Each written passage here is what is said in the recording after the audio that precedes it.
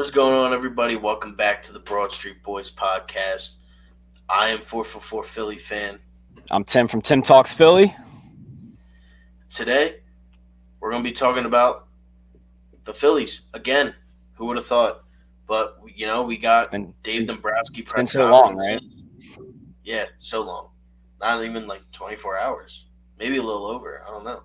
But, Dave Dombrowski press conference today, and what better way to do what better way to discuss it than do it on a podcast. I mean, like I said a couple days ago, the Phillies is going to be really it's going to be popping on here. So, Phillies news, Phillies updates, make sure to subscribe to this podcast to both of our channels. But with that being said, you want to get it started? Yeah, I mean, man, I can't wait for the Phillies. It's been so exciting being able to watch all these videos. Every time one of our we have Rob Thompson come out and talk. Obviously, Dave Dombrowski talking today.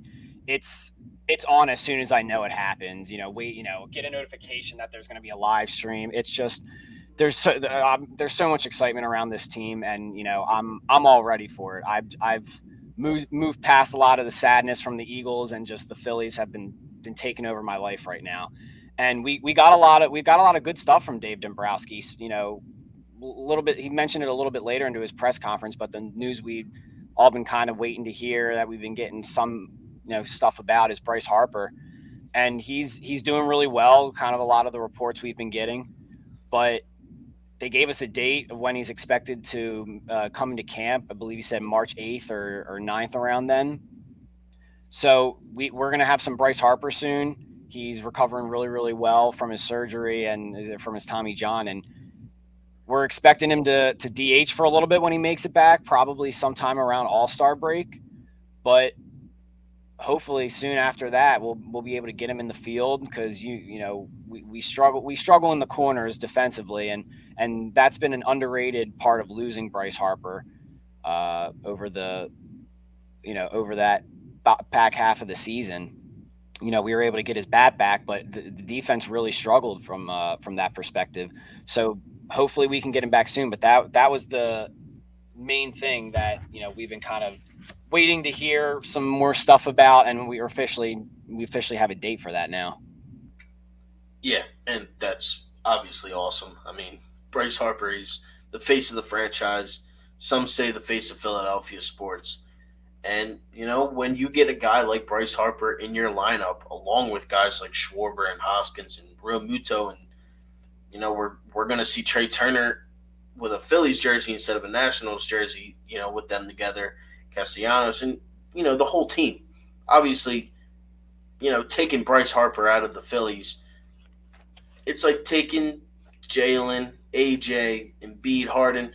I mean, there's just a different type of energy that comes with having your superstar MVP caliber player on the field, especially with you. And, if there's one thing that Bryce Harper does, it's his emotions are always, on the field. And he plays with a lot of emotion. And, guys feed off that. You can't tell me that when Bryce Harper is, going like this after he hits the home run on against the Padres, that this Phillies team didn't think for a second, oh my god, like we're going to the World Series. Like, it's just that's what Bryce Harper does, and he gets fans in the seats. It's Bryce. That's all true, but what's crazy is the vibes have still been so awesome around spring training down in Clearwater. I mean, just the energy is right where you want it. You got a guy like Kyle Schwarber in his second team with the club, who's just absolutely just has come in and has been an absolute leader for this team, and it's been so cool to see just how they react with Andrew Painter, all the young guys.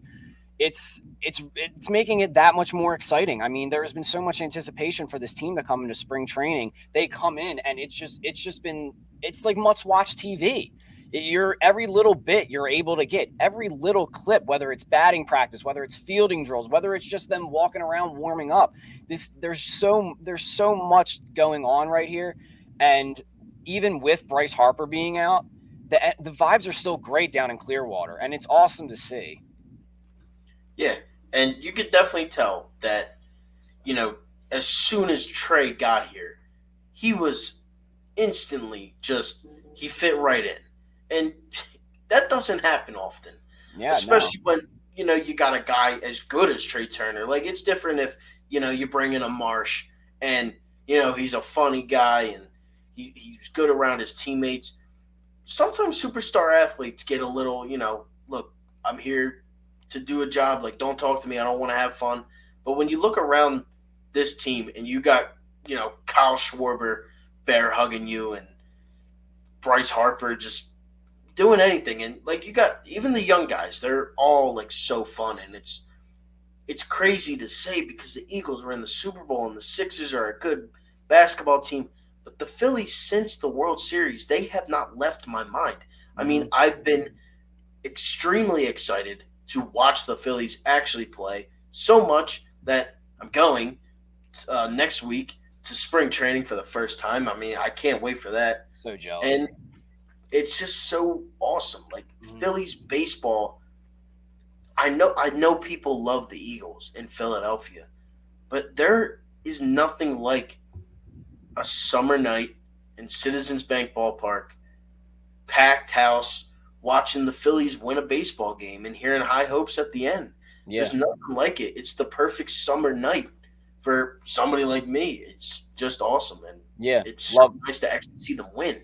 Yeah, love hearing high hopes after a win. Schwarber already said we won't be hearing any dancing on my own after the win, which was the right decision. It's heartbreaking. That was such a the amount of time that's I probably never heard that song going into the last week of the season, and then after they clinched, it was playing. Everyone's like, "What's that song playing while they're dancing?" I have never listened to a song so much in a month span after learning it. Like it was just after hearing it for the first time, it was the craziest thing. But they've officially retired it. That's okay, and I'll still get happy and sad all at the same time whenever it comes on. But yeah, this what am I thinking here? This is something to really be excited about. Like I said, very jealous you're going down for spring training. That's just I need to get me some Phillies baseball in, and I'm gonna have to wait till I go to Citizens Bank Park for it. But you're gonna be able to get a little taste of it earlier on, which is really cool. The Yeah, other the other thing Dave Dombrowski touched on, which was breaking news this morning, I believe it came out, or maybe yesterday. Noah Song transferred his service from active duty to selective reserves with the Navy. He will officially be reporting to camp. Could be a really big deal. He's a guy who was going to be taken really high in the draft if it wasn't for teams worrying about his services with the Navy. But 3 years without baseball is a long time. We'll see how he does coming into camp. Dave mentioned he's still going to be competing for a bullpen spot. Mentioned we might even be able to see him pitch in the Grapefruit League. But this could be something really big if he kind of comes back and doesn't seem to lose a step. How are you not going to lose a step after being out of baseball for 3 years? But he's a guy that showed a lot of good stuff in college, and he even pitched really well in his little bit of time his first year in the minors. So a big move there. Phillies picked him up in the Rule 5 draft after Dave Dombrowski was there drafting him in Boston. So pretty cool news there for Noah Song. yeah, and one of one of the subscribers actually said it the other day in the podcast. In the comments, they were like, "What about Noah Song?" And here we are talking about him. Yeah, And look, the number one word to deal with Noah Song is gamble. It is a yeah, gamble. It is a low risk, very high reward if it pans out. And look, if it doesn't, as Dombrowski said, well, then we don't lose anything. It's just it didn't work. yeah. But if there is one position in baseball that Dave Dombrowski has been just on the Oh yeah. money with, it's pitchers. I mean, Hmm. look at that Tigers team There's a that bunch of he was studs the everywhere. general manager of. Yeah. It's Verlander and Scherzer, and just the whole squad was. Hmm. It's a crime that they didn't win. I mean, that they got wrapped up in the Cardinals and the Giants, but man, that was a good pitching rotation, and he drafted Andrew Painter too. So Yeah, he knows what he's doing with his pitchers, and yeah, this is a gamble here, but it's a low risk gamble. I mean, this guy was a stud in college. His lowest ERA was his 2018 season with the Navy. He had a 1.92. Actually, that was the second lowest. The next year, 2019, he had a 1.14. He only pitched 7 games in the minors, but he only let up 2 runs. So it's I believe in 17 innings too. So it's a guy who, when he pitched, was really good. He's going to have to come back. He got on the mound for the first time the other day, and he said it. He said it felt like he had been off the mound for 3 years, and it's not an easy thing to get back into. So we'll see how he does. Hopefully, a lot of that natural talent still left in him, and he's able to hop back on the horse quickly. Shouldn't expect anything from that quickly, but if we're able to get an appearance in spring training, that's going to be very exciting. It's going to be a highly anticipated outing there, because this is a guy that, like I said, would have gone so high in the draft if it wasn't for the uncertainty of him being able to actually play in the big leagues. So we'll see, but that was probably some of the biggest news that dropped today, and it was covered extensively in this press conference. Lots of people asking Dave Dombrowski of his opinions on the matter, whether he's ever seen anything like this, if he's seen a guy be out of the game for this long and come back in and even come close to what he was before, and it's very unprecedented. It hasn't really happened, so we're in uncharted waters here, and we're just going to have to take it day by day and see how he gets back into things. yeah, and look, gamble. Sometimes you just got to take a risk, but in this case, you don't. There's no like risk in it. It's just if he can play, he can play. If he can't, then we tried. I mean, Yeah, I mean he's a we talented were kid. we were talking up this team, this pitching staff, this bullpen coming into the season. We Like you mentioned, we weren't even thinking Noah Song. So if he's able to come in and be productive at all, that's an added bonus to a team that we already were saying improved so much on the back end of the bullpen and in your heavy throwers. So this could be a pleasant surprise for this team going into the season. Yeah, for sure. And I hope it pans out. I hope it works, obviously. And getting every little chance to watch this kid pitch is a chance that I will be watching and paying close attention to. And I'm sure the Phillies media team is just so good with capturing stuff that fans want to see. And Yeah. his name being up in this press conference a lot. They started off with it, and then it kind of went away, and then they came back to it, and then it kind of went away, and then they even ended with it. So Noah's song, it's a story. It's a story waiting to be read, and we're obviously going to cover it, and we're going to be here for the ride of Noah's song and Philly spring training 2023. Yeah, really excited to see what comes of it. The other thing that was mentioned, it was kind of a short conversation, which a lot of us expected going in if it was mentioned, was a potential Nola extension. Nola came out, I believe, was it Nola that came out? I can't remember, but someone came out and said that if there was not an extension done before the season, it wasn't going to happen during the season. Nola was only going to discuss it during spring training. After that, he wants to focus on the season, which I respect. I think that's probably the best thing for him and the team. But not much from Dave Dombrowski. Mentions that it's something where they want to keep this kind of stuff between them and the players. Completely understand that, but he did drop a lot of good stuff about this. Someone mentioned, "Hey, Andrew Painter, if he does well, is this going to affect how you approach the Aaron Nola extension?" And Dave Dombrowski didn't shake it off. He said straight up no. He said you can never have enough great players, in my opinion. If we're able to keep Aaron Nola and pair him with a guy like Andrew Painter for the long term, you still obviously got guys like Wheeler, some other young guys coming up. But he pretty much said, yeah, there's no way that's going to factor, because you can never have too much talent.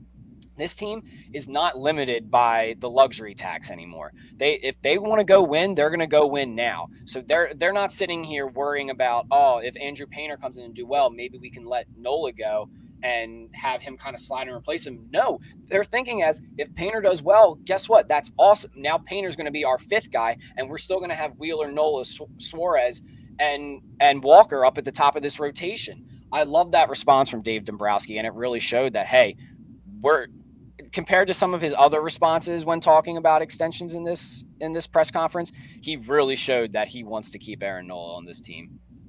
Yeah, and as you should. I mean, not many guys on the Phillies that are like Aaron Nola, and just meaning that as in nobody is homegrown on this team except Nola. Like, as long as he's been there. Like, obviously you got Ranger, you got Bryce, and you got Bohm, and they're obviously homegrown, but they're so young and they haven't been up long enough. And you got a guy like Nola who's been here for what, 7 years now, Yep. 8 years now, and he's not only a very good pitcher. Like, in my opinion, he's probably like around that 10 to 15 range, maybe even a little higher, maybe a little lower. I don't know, but not only is he good, he is reliable. He's always on the mound. He pitches the most innings. He has the most strikeouts. Yeah, he gets the most hate, but what? I mean, come on. This is Philly. We know that the homegrown talent, Embiid, Nola, Jalen, these guys, they get, worked. And, but again, when the highs are high and the lows are low, I mean, we're always going to back them up. Yeah. And Aaron Nola, there's no different. And Well, with we with should. that, yeah, with that, yeah, if you can, we're critical of everybody. It's going to happen. But one thing you have to factor in this, he is one of, if not the top pitcher on the free agent market if we don't extend him this season. So if you have a problem with Aaron Nola, guess what? You're not going to be able to throw money at anyone any better. It's Yeah, just at a point this year. If you're able to extend him here, you're probably going to get him. You're probably going to get him at a decent price compared, not because of a homegrown, hometown discount, but compared to, we know how things happen when free agency kicks off in sports. One guy gets a bag. Next thing you know, this guy's like, I think I'm better than him. I need to get more money. But then the next guy's like, oh, well, I'm not better than him, but my agent's going to tell you I am. Go get me more money. If you're able to lock him up now, that is so big for you, because if you wait to the end of the season and still are considering bringing him back, that price is only going to go up, because he is by far, if, like I said, if not the best, if one of the best pitchers coming into this free agency this offseason. So it is vital that they get this deal done if you're considering bringing him back. And if you're not considering bringing him back, you better bank on Andrew Painter being a stud and Mick Abel, and McGarry coming up soon. And it's I think something that was very promising, seeing Dave Dombrowski kind of approach like, yeah, we really want this guy back. So I think it's going to get done before the start of the season, and I'll be ecstatic if it does. yeah, and it needs to get done because who knows what happens with Reese? I mean, Yeah. he's in the same boat. Well, that was the other thing that Dave mentioned during the press conference. It was brought up about Reese. It was pretty much right after Aaron Nola. They said, "Well, hey, you're kind of going through the same thing with Reese Hoskins," and it was a much different answer. Still decent. It was, yeah, we think the world of Reese, but he compared Reese Hoskins to Gene Segura's situation. He said, "Listen, we just went through with Gene Segura playing on their last year. It didn't work out. Yada yada yada." But I think that's very notable that when you mention Aaron Nola, you get, hey, this is a guy we really want to bring back. We're going to work to get him back. Then you mention Reese Hoskins, and all of a sudden it's all Gene Segura, who, guess what? He's gone. So, Yeah, yeah. I mean, this is you could lose Reese Hoskins. You could, and it's more than likely that you will. I mean, who's his who's his agent? Is it Bryce's agent, right? does he have Boris? I I think feel he like that rings does. a bell. So as we all know, If Got Boris, yeah. yeah, so he's going to get a monster contract Yep. at 30 years old. This is his only opportunity to get a monster contract. Reese Hoskins, for the most part, will not be a Philadelphia Philly. I mean, we next year we got a lot of time to look at this, but early speculation, and especially the way that Dave Dombrowski just talked about either one. I mean, when he was asked about Nola, he was like, "Yeah, like I want to keep it, between us. This is, just something that doesn't need to be talked about, but we want to get the deal done." And then Reese Hoskins, he's like, yeah, yeah, okay. So he seemed a lot more ecstatic about, getting Nola's deal done. And look, that's not his fault, but Reese Yeah. Hoskins is going to get a bag. The And only the only notable thing about that, compare when you're comparing Gene Segura and Reese Hoskins, it's one name, Trey Turner.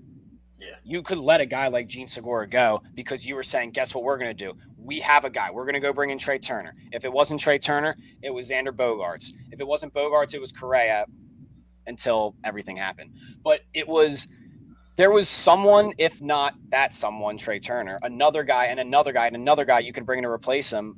Is that the case for Reese Hoskins? Unless Derek Hall proves to be something big, unless there's the big third baseman you can go get and slide Alec Bohm over to first. There's not as clear of an answer for that. So even though he did mention Gene Segura and it was a little less, confirmed as Aaron Nola's was, I think you have a lot less options. So while a lot of people, want Reese Hoskins' head after a couple mistakes in the World Series, a couple defensive flaws he has, he's part of the reason we got to the World Series if it wasn't for his bat. I mean, he had probably three of the top five moments during that playoff run outside of the World Series, maybe even if you do throw in the World Series. So a lot of people are going to sit here and say, "Oh, couple mistakes there. You made that mistake in the World Series. You made that mistake in the World Series." One, he got you there. Two, it's not like he got you there and just folded. He still had a few big hits in the World Series. So a lot of people are hard on Reese Hoskins. Yes, the inconsistency is hard to follow, and the defensive flaws make you want to rip your eyes out watching it. And, August night, your team's struggling, and Reese Hoskins fumbles a routine ground ball at first base. There's nothing more frustrating. But you're going to get mistakes from a lot of guys in this league, and honestly, you can do a lot worse than Reese Hoskins. If Reese Hoskins is one of the problems in your roster, you have a good team. So if he gets some crazy deal, all right, maybe it's not worth bringing him back because you can go get a guy who's not too much further below him for a lot cheaper. So I understand there's factors like that, but I do think it's a little bit different situation than Gene Segura, even though obviously Dave Dombrowski is not going to come out here and say, "Oh, it's different from Gene Segura because Gene Segura we had a lot of options. We were stuck with Reese." No, but it was very interesting that he compared it to the Gene Segura situation, though. yeah, definitely something to keep an eye on. Yeah, You know, Dave Dombrowski's a winner. He's going to do what it takes to win, and we've seen that just in the 3 years, 2 years that he's been here. So it's awesome to see him bring winning culture back to the Phillies, and for the most part, saying all the right things at all the yeah, right times. yeah, yeah. The other interesting thing that Dave mentioned was when talking about the bench.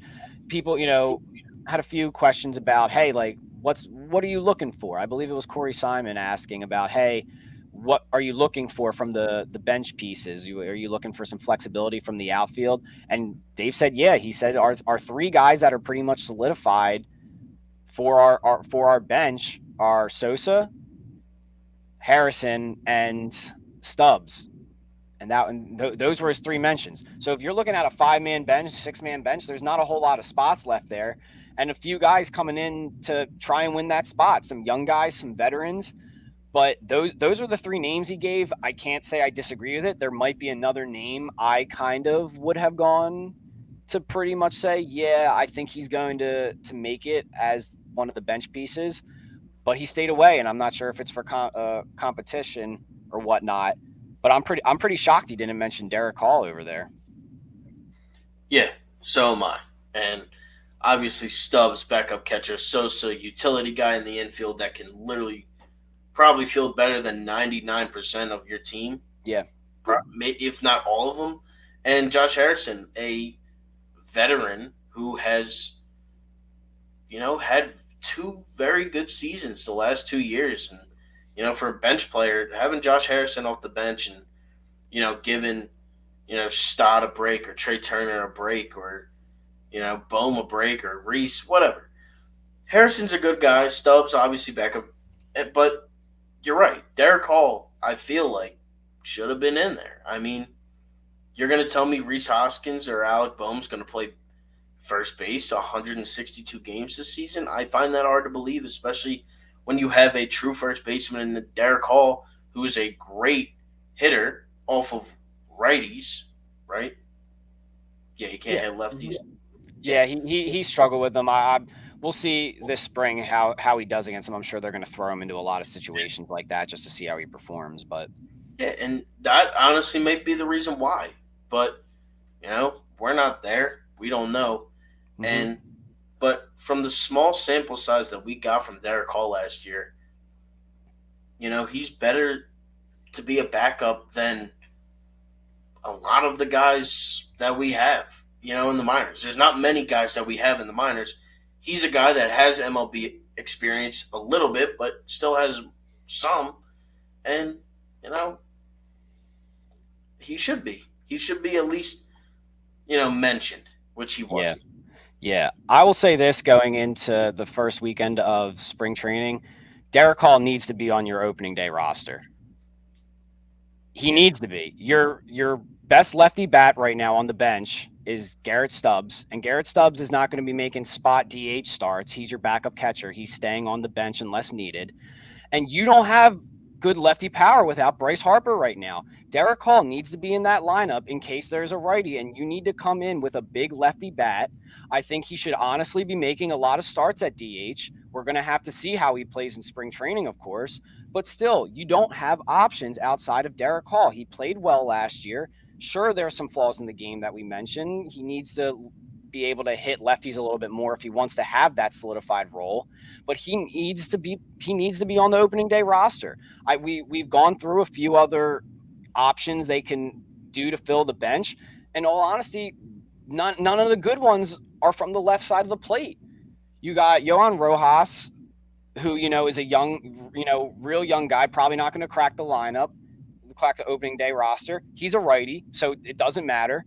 You have Guthrie, who another righty, a guy that if we go and do our predictions, I think he's going to make the roster as a backup because I think you want to have at least a solidified outfield position on the bench. You have a few guys who we've talked about can do it, like Sosa and Harrison, but you need to have that outfield guy.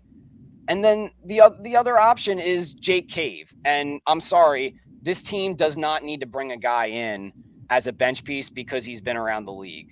I'm sorry, you have enough veterans on this team where your young guys are going to have veteran presences in the locker room. It's just not necessary. Derek Hall is your best option for a lefty bat off the bench. And if I'm being completely honest, if we're facing right-handers in the first parts of the season, Derek Hall is my starting designated hitter. He needs to be. Yeah. Yeah. It has to be. It doesn't make sense for it not to be Derek Hall. I mean, if that's the case, then why even bring him up last year? You did the same thing when Bryce was out last year. You took a guy who was really hot in down in the minors who can kill the ball, lefty bat. He comes up, and what does he do? He's still killing the ball. He Yeah. just can't do it against the lefties. He can't do lefty on lefty. But you know, everybody struggles with lefty on lefty. I mean, Bryce does it too. Like, we're not Yeah, I comparing the two, mean, obviously, listen, but you said it. He's a big power bat. There's a lot of parts of his game that he needed to work on this offseason and is going to need to work on in spring training. But as a staff, you need to make sure he figures it out. We have a great hitting coach. We have a great team that goes down in spring training and working with these guys. This is a guy that you need to prioritize as a main focus because you will be lost without a lefty bat like his. You're thinking this team is already so righty dominant. We talked about it before. Your only big change this season, because it was a problem last year. Your only big change this season was Gene Segura to Trey Turner, which is righty to righty, and you lost Bryce Harper for the beginning part of the season. You are losing your best power, second best lefty power bat. And I'm sorry, it's pretty important. So I think that if it's going to be a major disappointment if he comes into spring and doesn't play well. If he doesn't play well, I change my stance on this. I'm assuming he's going to come in at least be what he was last year, hopefully better. But this is something I'm expecting to happen. Who knows if he'll crack the opening day starting lineup?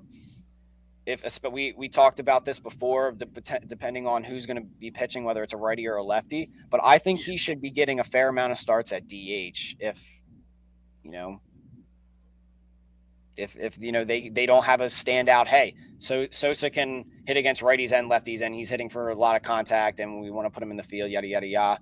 But I think it has to be Hall. Yeah, I agree. And look, if he does struggle in spring training this year,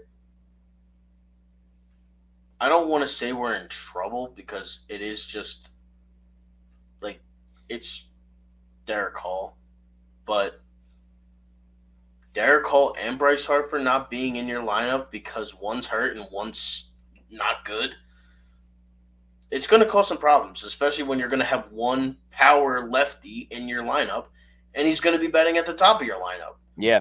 So it he should be good. I agree with you. He should be, there.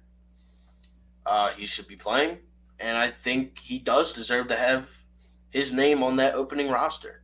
Yeah, and to back to the point that we started with, I think that would round out your bench pretty well. I agreed with Dave that those three guys should be definites. I won't say I completely disagreed leaving Hall out there because he does need to come out and prove that he can do what he did last year, but also get better.